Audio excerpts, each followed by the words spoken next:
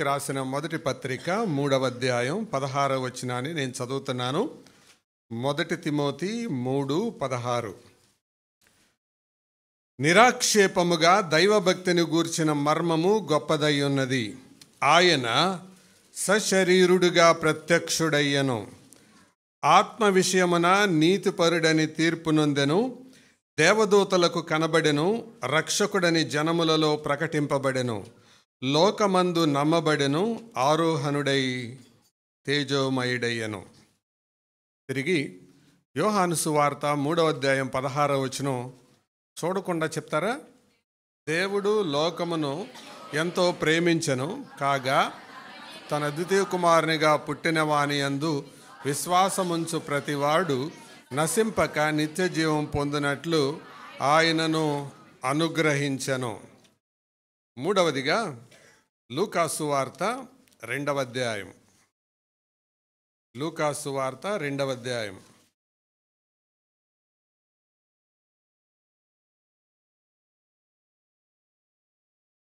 11వ వచనాన్ని నేను చదువుతున్నాను. దావీదు పట్టణమందు నేడు రక్షకుడు మీ కొరకు పుట్టి ఉన్నాడు, ఈయన ప్రభువైన క్రీస్తు. ఈ వాక్య భాగాల్లో మీరు 3 మాటలు మనసులో ఉంచాలని కోరుతున్నాను. మొదటి మాటలో ప్రత్యక్షుడయ్యను, he was revealed or manifested. రెండవ మాట అనుగ్రహించెను, గివెన్. మూడవ మాట పుట్టెను, పుట్టి ఉన్నాడు. ఇటు నుంచి వెళ్దాం. పుట్టెను, అనుగ్రహించెను, ప్రత్యక్షుడయ్యను. ఈ 3 మాటలు 3 సంగతులను తెలియచేస్తున్నాయి.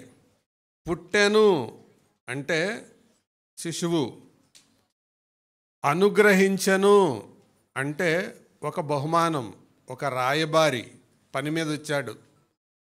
ప్రత్యక్షుడయ్యను అంటే దేవుడు, ప్రత్యక్షమయ్యే దేవుడే కదా. కాబట్టి యేసుక్రీస్తు జననం కేవలం మనకలాగా పుట్టడం కాదు, అది ఆయన ప్రత్యక్షం అవ్వడం. సశరీరుడుగా ప్రత్యక్షుడయ్యను. ఇప్పుడు నేను ఇక్కడికి రాగానే నా మీద ఒకటి వేశారు, ఏమంటారు దాన్ని? కండువా వేశారు. మళ్ళీ నేనేం చేశాను? దాన్ని తీసేశాను. మీరు కూడా ఈ మీటింగ్ అయ్యాక వేసుకున్న వాళ్ళందరూ తీసేస్తారు.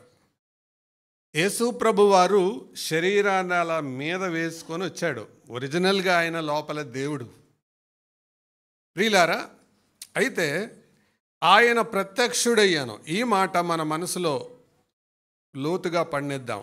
3 మాటలు: శిశువుగా పుట్టాడు, కుమారుడిగా అనుగ్రహింపబడ్డాడు, దేవుడిగా ప్రత్యక్షమయ్యాడు. 3 ఉన్నాయి క్రిస్మస్లో: పుట్టుట, అనుగ్రహించబడుట, ప్రత్యక్షమగుట. అయితే ఈ ఉదయం 5 మాటలు చెప్తానన్నాను కదా. ఇంటికి వెళ్ళిన తర్వాత 5 వేళ్లతో అన్నం తింటారు కదా. 5 వేళ్లతో అన్నం తినబోయే ముందు 5 మాటలు మనసులో వేసుకోండి. 5 వేళ్ళు నోట్లో పెట్టుకోబోయే ముందు 5 మాటలు మనసులో వేసుకోండి. మొదటి మాట, క్రిస్మస్ యొక్క ప్రవచనాలు చెబుతాను. రెండవ మాట, క్రిస్మస్ యొక్క ప్రభావాలు చెబుతాను. మూడవ మాట, క్రిస్మస్కు కలిగిన కారణాలు చెబుతాను. నాలుగవది, క్రిస్మస్లో 3 రకాల స్పందనలు చెబుతాను. ఐదవది, క్రిస్మస్లో మన బాధ్యతలు చెబుతాను. మొదటి మాట, క్రిస్మస్లో క్రీస్తు జన్మను గురించిన ప్రవచనాలు. యేసుక్రీస్తు జన్మ అంటే అకస్మాత్తుగా పుట్టింది కాదు. ఉదాహరణకి మన మధ్యకి కార్పొరేటర్ వస్తున్నాడంటే ఒక రకమైన పబ్లిసిటీ ఉంటుంది. ఎమ్మెల్యే గారు వస్తున్నారంటే ఇంకొక రకమైన పబ్లిసిటీ ఉంటుంది. మంత్రి గారు వస్తున్నారంటే మరొక రకమైన పబ్లిసిటీ ఉంటుంది. ముఖ్యమంత్రి వస్తున్నాడంటే ఇంకొక రకమైన పబ్లిసిటీ ఉంటుంది. ప్రధానమంత్రి వస్తున్నాడంటే ఇంకొక రకమైన పబ్లిసిటీ ఉంటుంది. అమెరికా ప్రెసిడెంట్ వస్తున్నాడంటే ఇంకో రకమైనది ఉంటుంది. ఒకసారి బిల్ క్లింటన్ అమెరికన్ ప్రెసిడెంట్గా ఉన్నప్పుడు ఆయన ఇండియాకు వస్తే సంవత్సరం ముందు నుండి ఏర్పాట్లు చేశారు. ఆ బిల్ క్లింటన్కు ఒక పత్రికా విలేకరి షేక్ హ్యాండ్ ఇచ్చి అలాగే నిలబడిపోయింది. ఆయన బయటికి వెళ్ళిపోయాడు. ఏంటమ్మా అలా నిలబడ్డావు అని అంటే, కళా నిజమా అని నమ్మలేకపోతున్నాను, నేను వారం దాకా స్నానం చేయను అంది. ఎందుకమ్మా అంటే, ఆయనకి షేక్ హ్యాండ్ ఇచ్చిన అనుభూతి చేయిలో చెడిపోతుందేమోనని స్నానం చేయదంట. ఒక్క అమెరికా ప్రెసిడెంట్కి అంత సీనుంటే ప్రపంచ రాజ్యాలకు చక్రవర్తి, భూలోకానికి అధిపతి, రాజుల రాజు, ప్రభువులకు ప్రభువు, సర్వాధికారి అయిన దేవుడు భూలోకానికి వస్తున్నాడంటే అకస్మాత్తుగా జరిగేది కాదు. అందుకనే ఆదికాండం 3వ అధ్యాయంలో దేవుడు సాతానుతో సవాలు విసిరాడు. ఆదికాండం 12వ అధ్యాయములో విశ్వాసుల తండ్రితో వాగ్దానం చేశాడు. సమూయేలు 2వ గ్రంథం 7వ అధ్యాయములో ఇశ్రాయేలీల రాజైన దావీదుతో ఆయన వాగ్దానం చేశాడు. దానికంటే ముందుగా ఇశ్రాయేలీలను శపించడానికి నిలబడిన బిలాము అనే ప్రవక్త ద్వారా ఆయన పుట్టినప్పుడు ఆకాశంలో ఏమి కనబడుతుందో సంఖ్యాకాండంలో చెప్పాడు. అంటే ఆయన ప్రవచనం, ఆయన జన్మ అకస్మాత్తుగా జరగల. ఏదైనా తోటలో సాతానుకు సవాలు, ఊరు దేశములో అన్యునిగా నివసిస్తున్న విశ్వాసులకు తండ్రిగా పిలువబడిన అబ్రహాముకు ప్రకటించాడు. యూదులకు, ఇశ్రాయేలీలకు రాజుగా, చక్రవర్తిగా ఉన్న దావీదుకు తెలియజేశాడు. అబద్ధికుడు, మోసగాడు అయినా ప్రవక్తే, ఆ ప్రవక్త ద్వారా కూడా పలికించాడు. తిరిగి యేసు ప్రభు వారి కంటే 700 సంవత్సరాలకు ముందు యెషయా అనే ప్రవక్త ద్వారా అప్పుడు కూడా ప్రకటించాడు. అందుకే ఒక పాట కూడా ఉంది, ప్రవచించెను యెషయా ఇలా. యెషయా ప్రవచించాడు, ఆయన ముందుగా ప్రవచించాడు. 7వ అధ్యాయంలో, 9వ అధ్యాయంలో ఆయన ప్రవచనాలు ఉన్నాయి. ఇప్పుడు మనం సమయాన్ని బట్టి చూడలేం. యెషయా ఎవరికి పుడతాడో 7వ అధ్యాయంలో ప్రవచించాడు. పుట్టినప్పుడు ఆయన ఏమని పిలువబడతాడో 9వ అధ్యాయంలో ప్రవచించాడు. యేసు ప్రభు వారు పుట్టడానికి 500 ఏండ్లకు ముందు మీకా అనే ప్రవక్త 5వ అధ్యాయంలో ఎక్కడ పుడతాడో ప్రవచించాడు. అర్థమైందా? మళ్ళా వెనక నుంచి వెళ్దాం. ఎక్కడ పుడతాడో మీకా చెప్పాడు, ఎవరికి పుడతాడో యెషయా చెప్పాడు. పుట్టినప్పుడు ఎంతకాలం ఆయన సింహాసనం ఉంటుందో దావీదు ప్రవచించాడు, లేక దావీదుతో ప్రవచించబడింది. ఆయన ద్వారా ప్రపంచానికి ఏం జరుగుతుందో అబ్రహాము ద్వారా తెలియచేయబడింది. అసలు మనుషుల పాపానికి ప్రేరేపించినటువంటి అపవాదితో దేవుడే సవాలు విసిరాడు. ఇది ఇంత పెద్ద షెడ్యూల్ ఉంది దేవుని ఈ లోకానికి రావడానికి. కాబట్టి మనం ఇంకో సంగతి, మనందరం పుట్టాక అమ్మా నాన్నకు కనపడ్డాం, తెలిసాం. కానీ యేసు ప్రభు అమ్మా నాన్నోళ్ళు ఎంచుకొని పుట్టాడు. ఎవరు అమ్మగా ఉండాలో, ఎవరు నాన్న అని అనిపించుకోవాలో, నాన్నగా ఉండాలో అన్న పదం నేను అంటలేదు, నాన్న అని అనిపించుకోవాలో. ఎందుకు అంటే యోసేపు అక్షరార్థమైన తండ్రి కాదు. అర్థమైందా? అందుకు నాన్న అన్న స్థానంలో ఒకరు ఉండాలి కాబట్టి ఉన్నాడు. ఎందుకు? ఆయన ధరించబడింది పరిశుద్ధాత్మ వలన, గర్భము ధరించబడ్డాడు కాబట్టి యోసేపుకు ఆ ఘనత ఇవ్వాల. తండ్రిగా, ప్రొటెక్టర్గా మాత్రమే ఉన్నాడు, అంతే. కాబట్టి అంత పెద్ద ప్లాన్ అన్నమాట ఇది.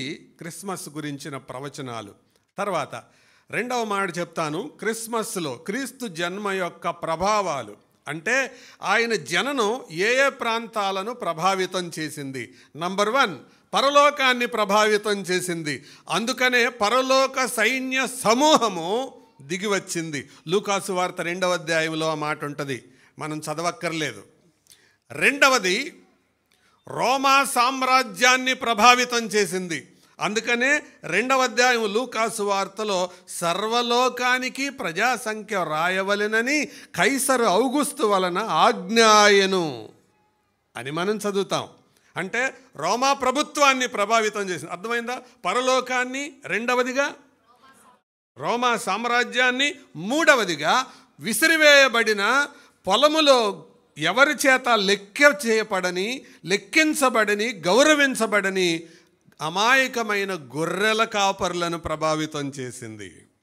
అంత మాత్రమే కాదు,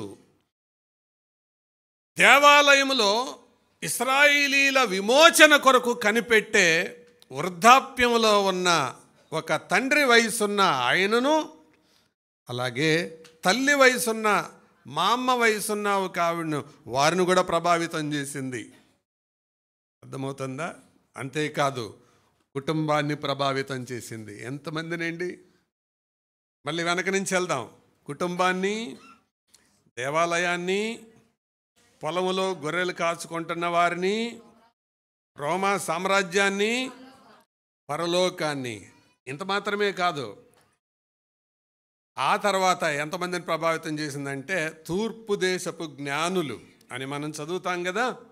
ఆయా దేశాలలో లెక్కలు కట్టుకొని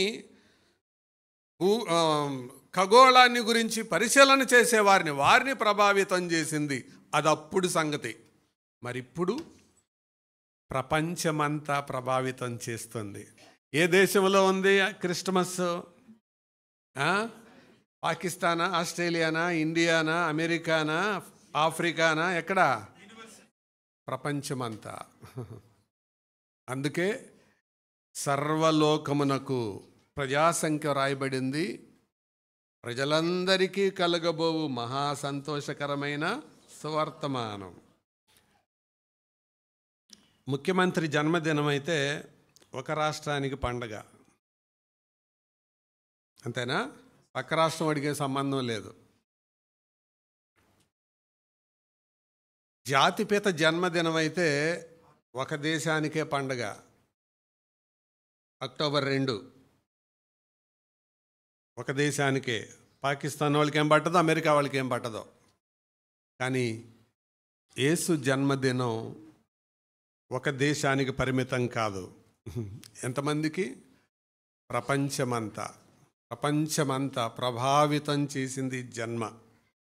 ఆయన ప్రభావం అంత గొప్పది, ఆ ప్రభావం అంత గొప్పది. ఇంకో సంగతి మీరు గమనిస్తున్నారా? ఈ క్రిస్మస్ దినాలలో వాళ్ళు లోపల మంచోళ్ళో చెడ్డోళ్ళో కానీ గ్రీటింగ్స్ చెప్పటానికి నిలబడి యేసుప్రభు గురించి మంచి మాటలే చెప్తారు. వాళ్ళు ఎంత రాజకీయం చేసినా, ఎంత అవసరం లేని పనులు చేసినా, సరైన పనులు చేసినా, చేయకపోయినా యేసుప్రభు గురించి మాత్రం మంచి మాటలే చెప్తారు. చూసారా? ఇది ఫిలిప్పీ పత్రిక 2వ అధ్యాయంలో చెప్పబడిన ప్రవచనానికి ముంగుర్తు. ఏంటో తెలుసా? ప్రతి వాని మోకాలు ఆయన నామమున వంగాలి. ఇది 2వ రాకడలో జరగబోతుంది. ప్రతి వాని నాలుక ఆయన ఒప్పుకుంటుంది. ఇది జరగబోతున్న దానికి ఇది ముంగుర్తు అన్నమాట. మొదటి రాకడ తర్వాతే సీన్ ఇలాగుంది. 2వ రాకడప్పుడు ఇంకా వాళ్ళందరూ కూడా పాట పాడతామే, సాగిలపడి నమస్కారము, అది మనం పాడేది. కానీ ఇప్పుడు వాళ్ళు కూడా పాడతారు. ఎవరు? ప్రపంచం అంతా ఆ రోజు రాబోతుంది. కాబట్టి ఆయన జీవితం, ఆయన జననం ప్రపంచాన్నే ప్రభావితం చేసింది. మీరు ఇంకెవరిదైనా చూడండి, లిమిటెడ్. ఎక్కడి వరకు లిమిటెడ్? ఐదర్ సిటీ లిమిటెడ్, లేదా స్టేట్ లిమిటెడ్, లేదా ఇండియా లిమిటెడ్, కంట్రీ లిమిటెడ్. కానీ యేసు ప్రభు అన్లిమిటెడ్. అర్థమైందా? అన్లిమిటెడ్. ఆయన జన్మం అంత అసాధారణమైనది. కాబట్టి సహోదరులారా, సహోదరీలారా, ఆయన ప్రభావం అంత గొప్పది. 3వ మాట, ఇక్కడ నుండి చాలా జాగ్రత్తగా వినాలి. అసలు ఆయన జన్మకు కారణాలు, నేను కారణాలు 4 చెబుతాను. రీజన్ నంబర్ 1, ఎందుకు ఆయన ప్రత్యక్షమయ్యాడు. నేను ఇక్కడికి ఎందుకు వచ్చాను? వాక్యం చెప్పటానికి. మీరు ఎందుకు వచ్చారు? కేకు తిని కేకలేద్దామనా? మీరు వినడం కొరకు వచ్చారు కదా. యేసుప్రభు ఎందుకు వచ్చాడు? ఆయన ఎందుకు ప్రత్యక్షమయ్యాడు? నేను ఇక్కడ ఎందుకు ప్రత్యక్షమయ్యాను? వాక్యం చెబుతాను. ప్రత్యక్షమయ్యాను, ఇప్పుడు వాక్యం చెప్తున్నాను, అయ్యాక మళ్ళీ అదృశ్యమవుతాను. యేసుప్రభు ఎందుకు వచ్చాడు? కమాన్, నంబర్ 1 చదువుదాం. ఇక్కడి నుంచి బైబిల్ చూడండి. యోహాను సువార్త 1వ అధ్యాయం 18వ వచనం.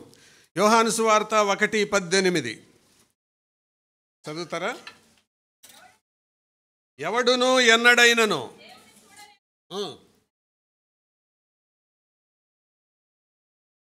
ఎవరిని? ఎవడు ఎన్నడు దేవుని చూడలేదు, తండ్రి రొమ్మునున్న అద్వితీయ కుమారుడే బయలుపరిచెను. బయలుపరిచెను అన్నమాట రివీల్డ్ అని ఉంటుంది ఇంగ్లీష్లో. ఆయన బయలుపరిచాడు. కాబట్టి మొదటి కారణం ఏంటంటే దేవుడెవరో మానవులకు చూపించడానికి, అదృశ్యుడైన దేవుని మానవుల ఎదుట కనపరచడం కొరకు వచ్చాడు ఆయన. అది రీజన్ నంబర్ 1. అయితే ఇప్పుడు ప్రశ్న, దేవుడెవరు? దేవుడెవరు? ప్రపంచం ముందు ఇది ఒక పెద్ద ప్రశ్న. దేవుడెవరు? ప్రస్తుత ప్రపంచం ఎలా ఉందంటే, 4 గుడ్డోళ్ళు సర్కస్కి వెళ్ళారట. జాగ్రత్తగా వినండి. ఆ సర్కస్కి వెళ్ళా చెట్టు కింద కూర్చొని మాట్లాడుకుంటున్నారు. ఇంతలోకి పిల్లలు బయలుదేరి రోడ్డు మీద వెళ్తా అరే సర్కస్ ఏముందరా అంటే, అందులో ఒకడు అంటాడు అరే ఏనుగు ఏముందరా, అసలు సూపర్గా ఉందరా అని వాళ్ళు మాట్లాడుకుంటే ఈ గుడ్డోళ్ళు చెవిలో పడి, అరే మనం ఎంత చెడు చేసుకుంటే మనం ఈ పుట్టక పుట్టామరా, వాళ్ళు చూడు ఆనందంగా కళ్ళు ఉన్నాయి చూశారు, వాళ్ళు ఆనందిస్తూ వెళ్తున్నారు, మనం చూడలేకపోయాం కదా అంటే పక్కనోడికి ఒక ఐడియా వచ్చింది. ఐడియా వచ్చి అరే మన కళ్ళు లేకపోతే ఏమైందిరా, చేతులు ఉన్నాయిగా అనుకున్నాడు. an idea can change life. Idea జీవితాన్ని మార్చేస్తుంది అంటారు కదా. అలాగే కాబట్టి నేను టికెట్ తీసుకుందాంరా, సర్కస్ ఓనర్ని అడుగుదాం, వెళ్ళి మాట్లాడదాం, వెళ్ళి చేతులతో పట్టుకొని చూద్దాం, కళ్ళతో చూడకపోయినా చేతులతో తడిని చూద్దాంరా అని వెళ్తారు. ఐడియా బాగుంది. అందరు బయలుదేరారు. వెళ్ళి ఆత్రంగా ఒకడు వెళ్ళి ఒకదాన్ని పట్టుకున్నాడు, కాలు పట్టుకున్నాడు, ఇంకొకడు తోక పట్టుకున్నాడు, ఇంకొకడు చెవు పట్టుకున్నాడు, ఇంకొకడు దాని పొట్ట పట్టుకున్నాడు. ఇక మాట్లాడదాం మొదలు. తిరిగి వెనక్కి వస్తూ ఉన్నారు వీళ్ళు. వెనక్కి వస్తా అన్న అరే ఏనుగు ఎంత బాగుందిరా, అచ్చం మనం కూర్చొని ఆనుకునే కరెంటు స్తంభం లాగుందిరా అంటాడు ఒకడు. మీరేం పట్టుకున్నారు మీరే చెప్పండి. కాలు. ఆ పక్కనోడు అంటాడు రే బుద్ధి ఉందా లేదురా గుడ్డోడా నీకు అంటే ఈడేదో మంచోడైనట్టు. కరెంటు స్తంభం లాగా ఉంటావేంట్రా, మా అమ్మ చెరుక్కునే రబ్బర్ చేటలాగుందిరా అంటాడు. వాడేం పట్టుకున్నాడు మీరు చెప్పండి.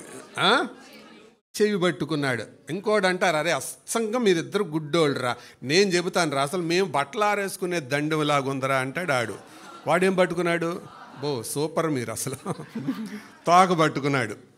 ఇంకొకడు ఏమంటాడు అంటే అరే మీరు ఇవన్నీ చూస్తున్నారు కానీ నేను పెళ్ళికి వెళ్ళినప్పుడు పలావ్ గుండుకి పట్టుకున్నాను రా, అచ్చం ఆ పలావ్ గుండిగలాగుందరా అన్నాడు. ఆడేం పట్టుకున్నాడు?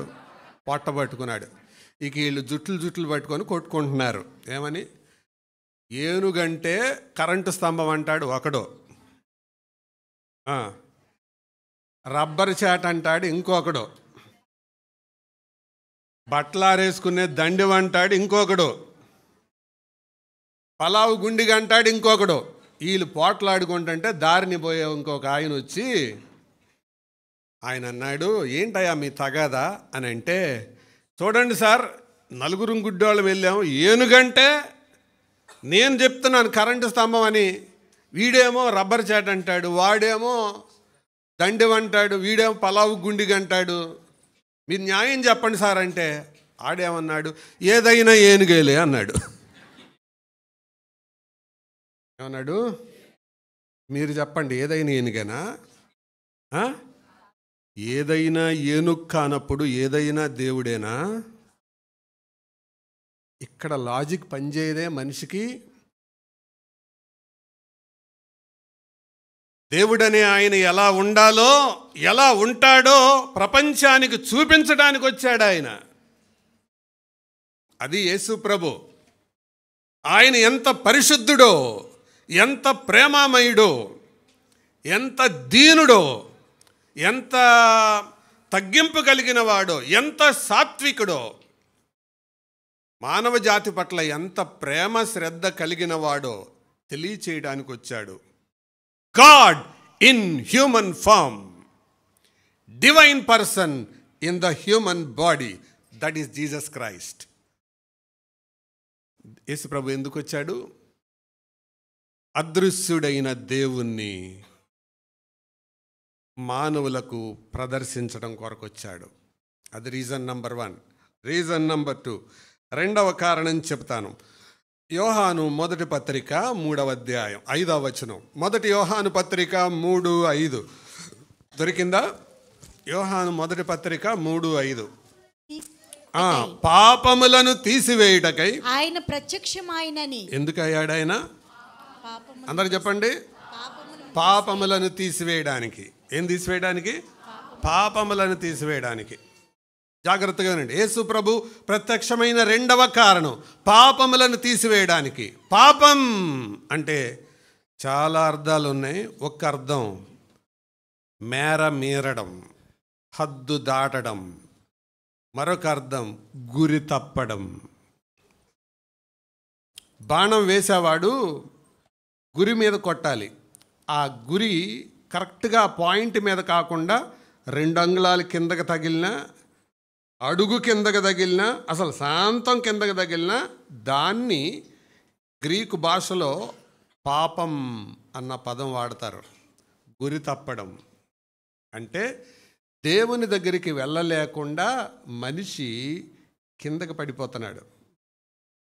అందుకే రోమా పత్రికలో ఇలా రాయబడింది, అందరూ పాపము చేసి దేవుడు అనుగ్రహించు మహిమను పొందలేకపోతున్నారు, గురి తప్పుతున్నారు. ఆ పాపాన్ని తీసివేయడానికి వచ్చాడు ఆయన. ఆ పాపం పాము కంటే ప్రమాదం. ఎందుకో తెలుసా? పాము కాటేస్తే ప్రాణం పోతుంది, పాపం కాటేస్తే ఆత్మ పోతుంది. పాము కాటేస్తే ప్రాణ నష్టం, పాపము కాటేస్తే ఆత్మే నష్టం. అందుకే యేసు ప్రభు అన్నాడు, మీరు మీ పాపములోనే ఉండి చచ్చిపోతారు, నేను వెళ్ళి చోటికి మీరు రాలేరు. ఆ పాపం తీసివేయడానికి వచ్చాడు. పాపం ఎలాంటిదో తెలుసా? పాపము అపరిచితుల్లాగా వచ్చి అతిథిలాగా కూర్చొని అధిపతిలాగా చలాయిస్తుంది. వచ్చేటప్పుడు ఎలా వస్తుంది? అపరిచితుల్లాగా. ఎలా కూర్చుంటుంది? అతిథిలాగా. అతిథి అంటే గెస్ట్. ముందు రావడం అపరిచితుల్లాగా, ఏమి ఎరగనట్టు వస్తుంది. తర్వాత అతిథిలాగా, గెస్ట్ లాగా కూర్చుంటుంది. ఆ తర్వాత అధిపతిలాగా ఏలుతుంది. అది పాపం. ఆ పాపం అధిపతిలాగా ఏలినప్పుడు జరిగేదేంటో తెలుసా? పాపము వలన వచ్చు జీతం మరణం. పాపానికి ఎవరైతే బానిసలవుతారో చావు, జీతం మరణం. కాబట్టి ఆ పాపాలను తీసివేయడానికి ఆయన భూలోకానికి వచ్చాడు. అందుకనే ఆయన పుట్టినప్పుడు దూత ఇలా ప్రకటించాడు, తన ప్రజలను వారి పాపము నుండి ఆయనే రక్షించును గనుక ఆయనకు యేసు అను పేరు పెట్టుదురు అని చెప్పారు. మత్తయి సువార్త 1:21 వచనంలో ఉంటుంది ఆ మాట, చూడొద్దులేండి. అంటే రెండవదిగా ఆయన ఎందుకు వచ్చాడు? పాపములను తీసివేయడానికి. రైట్, గుర్తుంటుందా? 2 కారణాలు చెప్పాను. చెప్పండి. మొదటిది, అదృశ్యుడైన దేవుని మానవులకు ప్రత్యక్షపరచడానికి. 2, ప్రమాదకరమైన పాపములను నుండి మనిషిని విడిపించడానికి. 3వది చెబుతాను. అదే యోహాను మొదటి పత్రిక 3వ అధ్యాయం 8వ వచనం. యోహాను మొదటి పత్రిక 3:8 చదువుతారా? అపవాది మొదట నుండి పాపము చేయుచున్నాడు గనుక పాపము చేయువాడు అపవాది సంబంధి, అపవాది యొక్క క్రియలను లయపరుచుటకే దేవుని కుమారుడు ప్రత్యక్షమాయను. ఆయన ఎందుకు ప్రత్యక్షమయ్యాడు? అపవాది క్రియలను లయపరుచుటకే. యేసు ప్రభు భూలోకానికి ఎందుకు వచ్చాడు? మూడవ కారణం, అపవాది క్రియలను. అపవాది అంటే ఎవరు? సాతాను, మరొక భాషలో శనీశ్వరుడు. అపవాది క్రియలు ఏంటో తెలుసా? అపవాదికి మనుషులంటే అసూయ. అసూయ ఉన్నవాడు మేలు చేస్తాడా, కీడు చేస్తాడా? కీడే చేస్తాడు. అపవాది మనుషులకు ఎలా కీడు చేస్తాడు? ఎందుకు చేస్తాడో తెలుసా? వాడికి అసూయ. ఎందుకంటే అపవాదికి లేనివి మనుషులకు ఉన్నవి 3. ఏంటి చెప్పండి? అపవాదికి లేనివి మనుషులకు ఉన్నవి 3. నంబర్ 1, అపవాదికి శరీరం లేదు. నంబర్ 2, అపవాదికి కుటుంబం లేదు. నంబర్ 3, అపవాదికి రక్షణ లేదు. చెప్పండి మళ్ళా. శరీరం లేదు, కుటుంబం లేదు, రక్షణ లేదు. ఎవరికి? అపవాదికి. అందుకే శరీరం కలిగిన వాళ్ళని చూస్తే అసూయ వాడికి.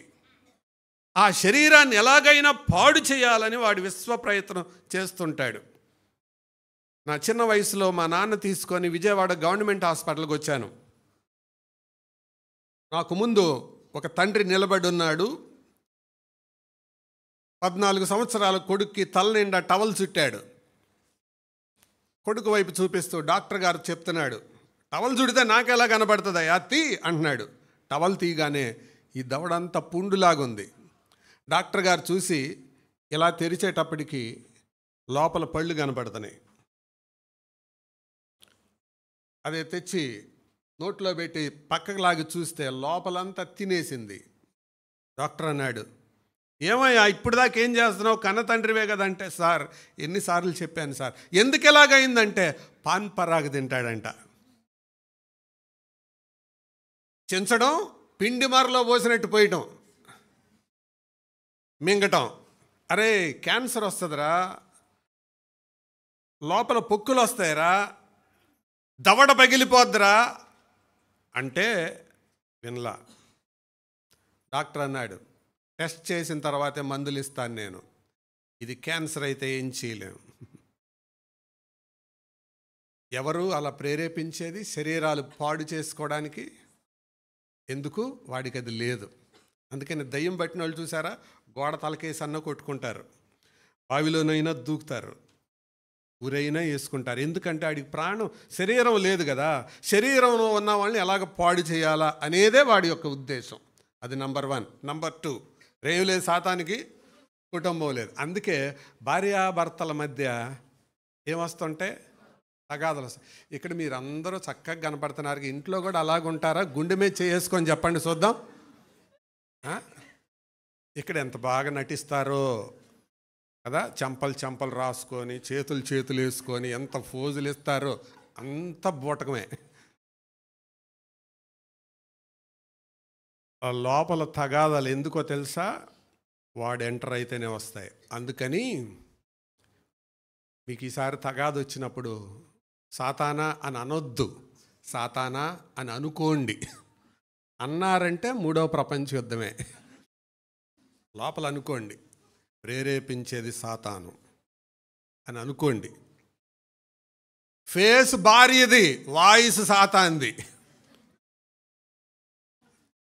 ఫేస్ భర్తది, వాయిస్ సాతాంది. అది లెక్క. వాడి కుటుంబం లేదు. అందుకే కుటుంబాలను పాడు చేయడానికి వస్తాడు వాడు. తల్లిదండ్రులు పిల్లలు సంబంధాలు సరిగ్గా ఉన్నాయా? ఎందుకు? చెడగొడతామే వాడి పని. వాడికి అది లేదు. అందుకే బైబిల్లో ఎక్కడైనా మిస్టర్ సాతాను, మిస్సెస్ సాతాను చూసారా? ఉండో. ఎందుకంటే వాడికి లేదు, ఫ్యామిలీ లేదు. చెడగొట్టే ఒక గ్రూప్ ఉంటుంది కానీ కుటుంబం లేదు. ఇది 2వ కారణం. 3వ కారణం ఏంటో తెలుసా? పరలోకం లేదు, రక్షణ లేదు అని ఎలా చెప్పగలమంటే, సేన అనే దెయ్యం బాగు చేయటానికి యేసుప్రభు వారు వచ్చినప్పుడు వాడు అంటాడు, దెయ్యం ఇలా మాట్లాడుతుంది, యేసు సర్వోన్నతుడైన దేవుని కుమారుడా, మాతో నీకేం పని? కాలము రాక మునిపే మమ్మల్ని బాధ పెడతాకు వచ్చావా? అంటే మాకు బాధ పెట్టే రోజు ఒకటి ఉంది. నరకంలో పడతాం. అప్పుడు దాకా మమ్మల్ని కొద్దిగా ఆడుకోనివ్వయా మనుషులతో, కొంచెం ప్లే చేసుకొని ఫుట్బాల్ ఆడుకొని. అర్థమవుతుందా? ఎవరినైనా రక్షణ పొందండి అని అంటే ఏమంటారు? పొందుదాం. బాప్తిసం తీసుకోండి అంటే తీసుకుందాం అంటారు. అదే సచివాలయంలో ఉద్యోగం ఉందండి చేస్తారా అంటే, ఎక్కడండి, ఎంతండి, జీతం ఎంతండి, ఎవరిని కలవాలండి, క్వాలిఫికేషన్ ఏంటండి, అబ్బో ఎన్ని ప్రశ్నలు. రక్షణ గురించి మాట్లాడితే పొందుదాం, చూద్దాం. రక్షణ పొందకుండా అడ్డం పడేది వాడే. నువ్వు ఇంకా రక్షణ పొందలేదంటే అర్థం వాడి చేతుల్లో ఉన్నావు. Remember that. ఈ అపవాది క్రియలను చిలక పలుకులు పలికినట్టు యేసు రక్తమే జయం, సిలువ రక్తమే జయం, అపవాది క్రియలు అనంత నాశనం అంటాడు. పిచ్చి రకం అనుకుంటున్నారా? ఆడి చేతుల్లో నువ్వు ఉండి ఈ మాటలు పలికితే ఏం ప్రయోజనం? కొంతమంది చిలకలు ఉంటారు. ఏం చిలకలు? ఆడి చేతుల్లోనే ఉంటారు అని ఆ మాటలే పలుకుతారు. బైబిల్ ఏం చెప్తుందో తెలుసా? అపవాదిని జయించే సాధన ఒకటే, దేవునికి లోబడి ఉండుడి. అపవాదిని నువ్వు దేవుడికి లోబడకుండా అపవాదిని ఎదిరిస్తున్నావని ఆడి క్రియలు లయమైపోవాలని చిలక పలుకులు పలికి తెలిపోతాడా? ఉడతూపులకి చింతకాయలు రాలుతాయా? తాటాకు చప్పుళ్ళకి కుందేళ్ళు అదురుతాయా? ఆడు ఉడతా కాదు, కుందేలు కాదు. నీకున్నది 60 సంవత్సరాలు, ఆడికున్న ఎక్స్పీరియన్స్ 6000 సంవత్సరాల కంటే పైన. 6000 సంవత్సరాల ఎక్స్పీరియన్స్ వాడు ఎక్కడ, 60 సంవత్సరాలు మనిషి ఎక్కడ? వాడి జ్ఞానం ముందు నీ జ్ఞానం ఎంత? అందుకే బైబిల్ చెబుతుంది, ఇది ఏ మిక్కిలి అనుకూల సమయం, ఇదే రక్షణ దినం. అందుకే ఆయన భూలోకానికి వచ్చాడు. ఎన్ని కారణాలు చెప్పాను చెప్పండి? మొదటి కారణం, అదృశ్యుడైన దేవుని మానవులకు ప్రత్యక్షం చేయడానికి. 2, పాపములను తీసివేయడానికి. 3, అపవాది క్రియలను లయపరచడానికి. 4 చెబుతాను రండి. యోహాను సువార్త 10వ అధ్యాయం 10వ వచనం. యోహాను 10:10.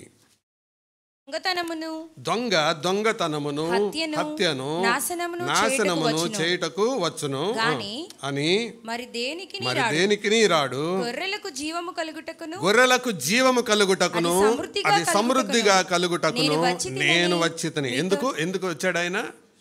గొర్రెలకు జీవం. అది ఎట్లాగా? సమృద్ధిగా. దాని పేరే మరొక రీతిగా చెప్తాను. ఆయన నిత్య జీవం ఇవ్వడానికి వచ్చాడు. ఎందుకు వచ్చాడు? ఎవరికి నిత్య జీవం ఇవ్వడానికంటే? ఎవరికి?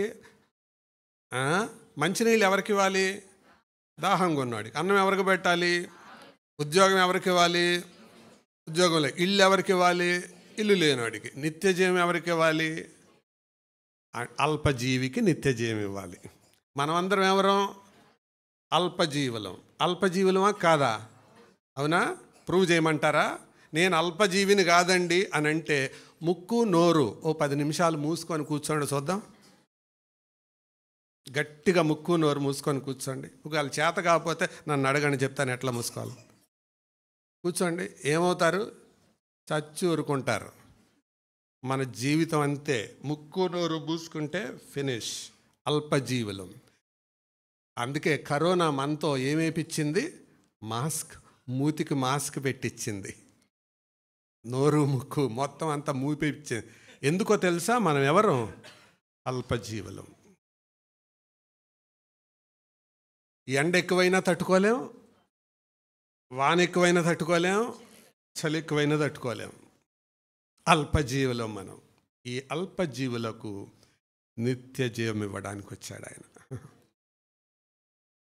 నిత్య జీవం అంటే ఎప్పుడూ చచ్చిపోరు. ఇక దేవునికి లాగా ఉంటారు, ఎప్పుడూ చచ్చిపోరు. అందుకు ఆయన వచ్చాడు.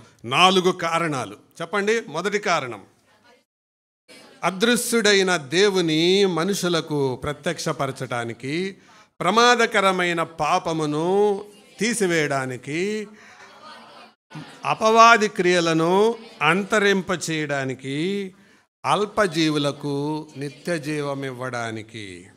రైట్? మరి ఇది పొందారా? అందుకు ఆయన వచ్చాడు. 4వ మాట చెప్తాను. క్రిస్మస్లో అంటే క్రీస్తు జన్మలో కనపడిన 3 రకాల స్పందనలు. అది నేను బైబిల్లో చూపించలేను సమయాన్ని బట్టి, 3 మాటలు చెప్తాను. 1, ఆరాధించే వైఖరి. 2, అడ్డగించే వైఖరి. 3, అటు ఇటు కాని వైఖరి. మొదటి వైఖరి ఏంటి? ఆరాధించే వైఖరి. ఆరాధించడం అంటే ఏంటి? ఆయన ఆరాధించడం, ఆయన ఎరగడం, ఆయన నమ్మడం. వాళ్ళెవరు? జ్ఞానులు దూరం నుంచి ప్రయాణం చేసి వచ్చారు.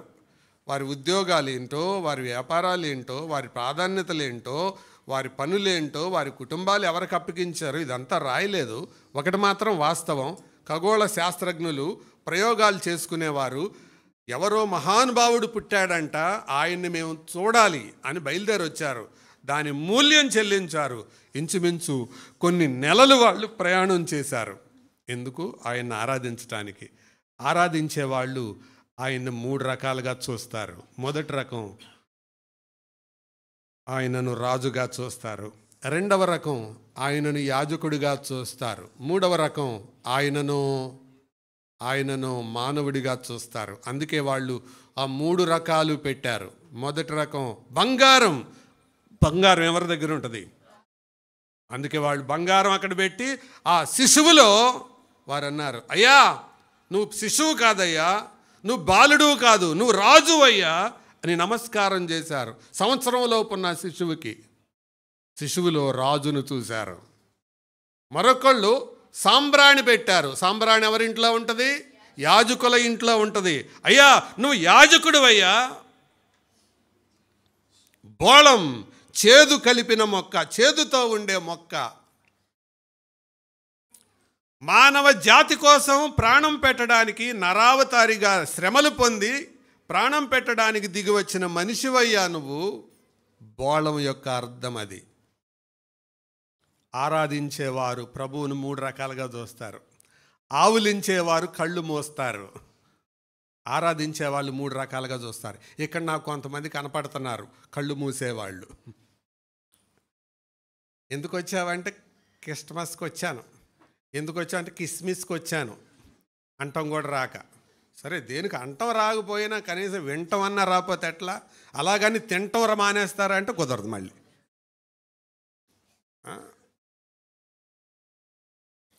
ఆరాధించేవారు రాజుగా ఆయన్ని ఎరగాలి, యాజకునిగా ఆయన్ని ఎరగాలి, ప్రాణం పెట్టే రక్షకునిగా ఆయన్ని ఎరగాలి. అది ఆరాధించేవాళ్ళు. 2వ రకం ఎవరు? అడ్డగించేవాళ్ళు. ఎవరతను? హేరోదు. ఇదివరకు నక్సలైట్లు, జనశక్తి వాళ్ళు ఉండేవాళ్ళు. వాళ్ళు ఒక క్యాప్షన్ రాసేవాళ్ళు గోడ మీద, అరచేతిని అడ్డుపెట్టి సూర్యకాంతిని ఆపలేరు, అరెస్టులను సాగించి జనశక్తిని అడ్డలేరు.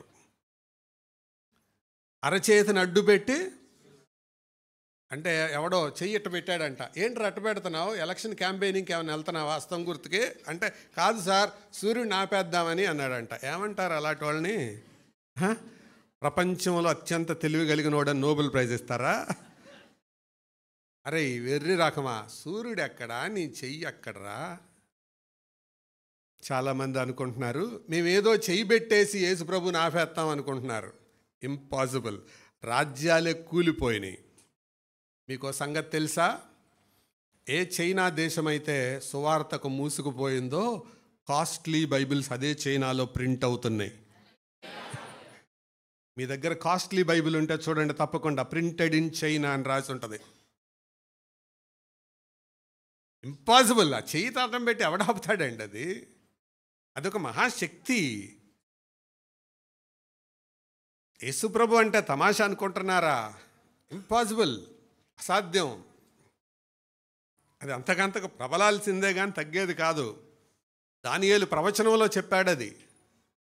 2వ అధ్యాయంలో తర్వాత చదువుకోండి. చేతి సహాయము తీయకుండా తీయబడిన ఒక రాయి భూప్రపంచమంతా వ్యాపించబోతుంది. అది 1000 ఏండ్ల పరిపాలనలో జరగబోతుంది. వీళ్ళారా, అడ్డగించేవాడు అడ్డగిద్దాం అనుకున్నాడు హేరోదు, కానీ వాడే అడ్డం లేకుండా వెళ్ళిపోయాడు. కొడుకు సింహాసనం మీదకి ఎక్కి కూర్చున్నాడని తెలిసి మంచంలో నుంచి నడవలేక వచ్చి, ఏంట్రా నేను బతికుండగానే సింహాసనం ఎక్కేసావేంట్రా అన్నాడు. అప్పుడు కొడుకు తండ్రితో అన్నాడు, నీకు సింహాసనం ఎక్కటం ఏలటం ఇష్టమైతే నడిచిరా చూద్దాం అన్నాడు. చూడరా వస్తున్నా, నేను గోడ పట్టుకొని ఆనుకొని నెమ్మదిగా వస్తున్నాడు. నాన్న పైకి లాగుతున్నట్టు లాగి పై మెట్టు దాకా రానిచ్చి ఒక్క తోపు దోశాడు.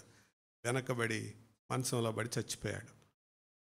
యేసుప్రభుని అడ్డగిద్దాం అనుకుంటే అడ్డగించేవాళ్ళు, ఇక్కడ కూడా ఎవరైనా ఉన్నారు అడ్డగించేవాళ్ళు? జాగ్రత్త, అడ్రస్ లేకుండా వెళ్ళిపోతారు. మూడవది, అటు ఇటు కానివాళ్ళు. ఇలాంటి వాళ్ళని ఏమంటారంటే గోపి అంటారు. గోపి అంటే గోడ మీద పిల్లి అని అర్థం. ఇక్కడ మీ పేరు ఎవరదని నాకు తెలియదు, చాలామంది పేర్లు, అపార్థం చేసుకోకండి. అంటే వీళ్ళకి అన్నీ తెలుసు. మెస్సే ఎక్కడ పుడతాడ్రా అని అడిగాడు హేరోదు. ఎక్కడేంటి రాజా? గబగబా రెఫరెన్స్ తీసి మీకా 5లో తీసి, ఎలా అనగా యూదయా దేశ బెత్లెహేమా, నువ్వు యూదా ప్రధానుల్లో ఎంత మాత్రం అల్పమైన దానవు కావు అని ఎవరితో చెప్పారు? హేరోదుతో చెప్పారు. అక్కడున్న జ్ఞానులు విన్నారు. అంటే మీకా గ్రంథం మీకే అనుకున్నారు వాళ్ళు, మాకు కాదు. మీకా మీకే, మాకు కాదు. తెలిసింది, వెళ్ళారా? వెళ్ళలా.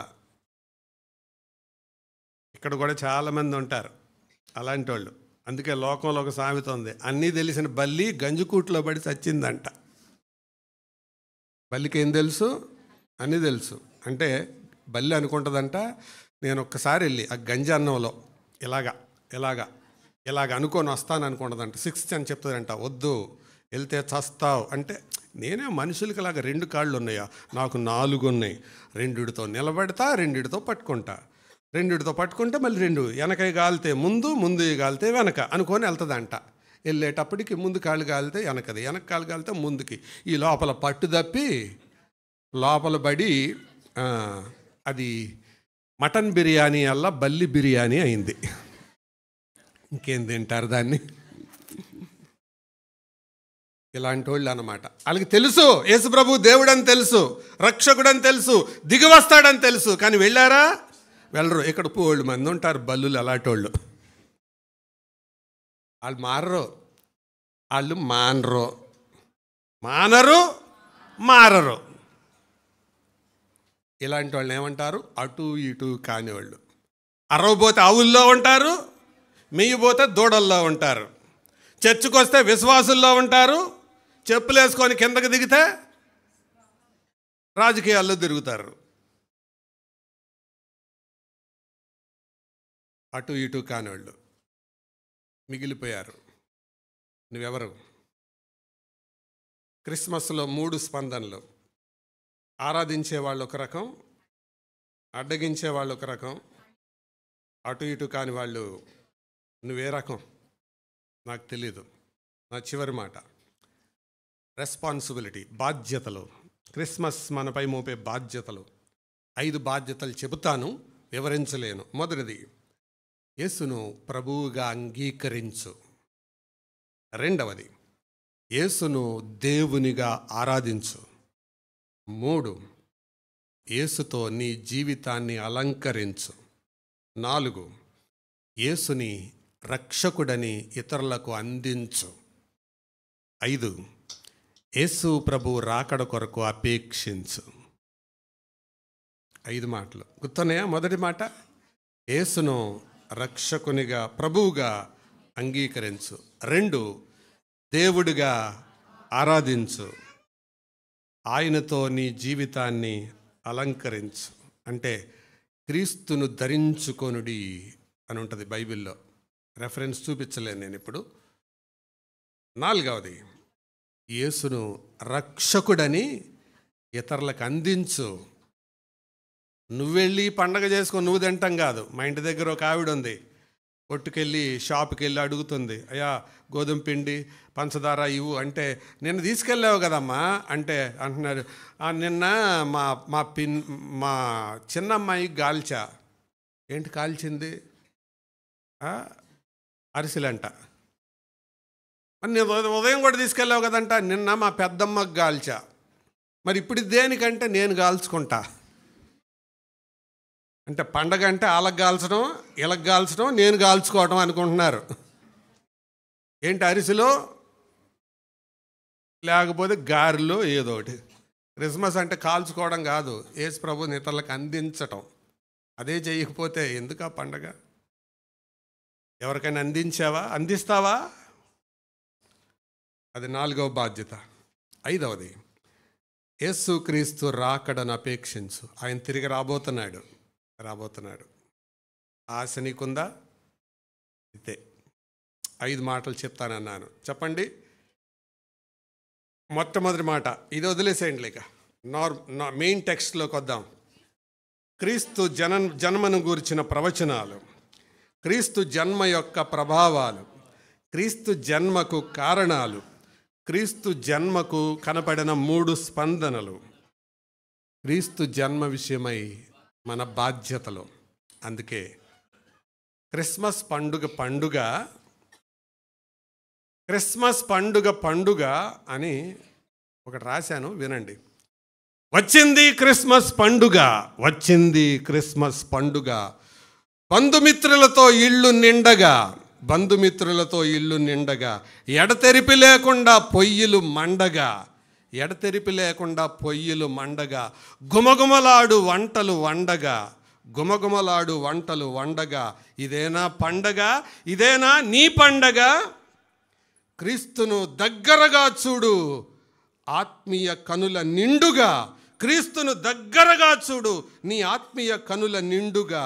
ఆయన జననం లోకానికి పండుగ, మరణములో ఆయన దేహం చేల్చబడింది బండగా. ఆయన జీవితం చరిత్రను చీల్చింది రెండుగా. క్రీస్తు పూర్వం, క్రీస్తు శకం. ఇది గ్రహించక ఎంతకాలం ఉంటావు రాతి బండగా? క్రీస్తును నమ్మి ఆచరించు పండుగ మెండుగా, క్రీస్తును కలిగి ఆచరించు పండుగ మెండుగా. అలా కానప్పుడు నీ పండగ దండగా, తర్వాత నరకంలో నీ పని ఎండగా. క్రీస్తును ప్రభువుగా చేర్చుకో గుండెల నిండుగా. అప్పుడు రోజు పండుగ క్రిస్మస్ పండుగ కాదు, క్రిస్మస్ను మించిన పండుగ. God bless you.